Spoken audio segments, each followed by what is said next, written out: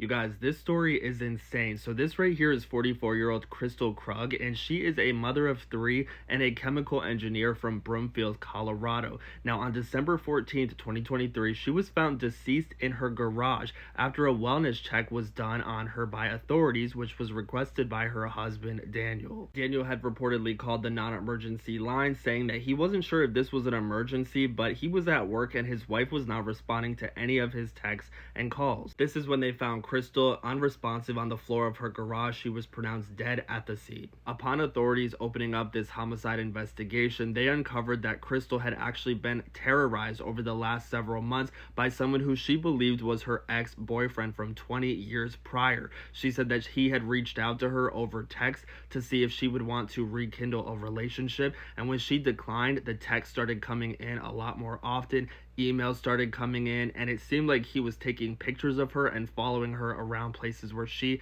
and her husband were going. Kristil became increasingly paranoid and began documenting all of the texts and emails that she was receiving from this guy. She ended up going to the police department with a detailed spreadsheet. This is actually a screenshot of her going to the police right here in October of 2023, but the texts and emails kept coming. So when Kristil was found deceased, they knew exactly who they were looking for. The only thing is, his IP address did not match the IP address from where these threatening emails and texts were coming from. You know where they were coming from? An IP address associated with her husband Daniel's workplace. Further digital forensics showcased that Daniel was using a burner phone to threaten and harass his wife Kristil and give off the illusion that she was being stalked. He even went as far as placing his phone places to take a photo of himself in the distance so that it looked like this stalker was also following him. When interviewed, Daniel told detectives that his relationship and marriage to Kristil had been deteriorating for quite some time.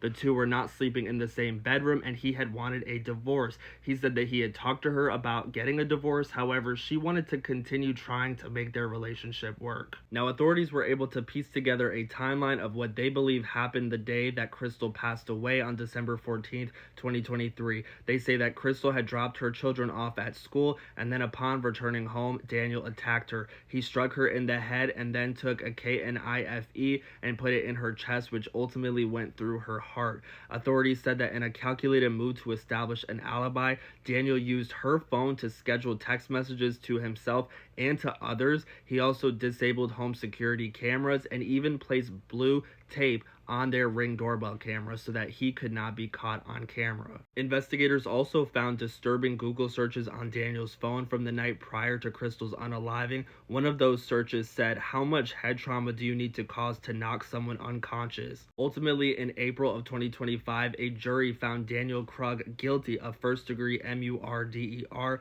stalking, and criminal impersonation after he pleaded not guilty. He's been sentenced to life in prison without the possibility of parole, but is apparently still proclaiming his innocence behind bars.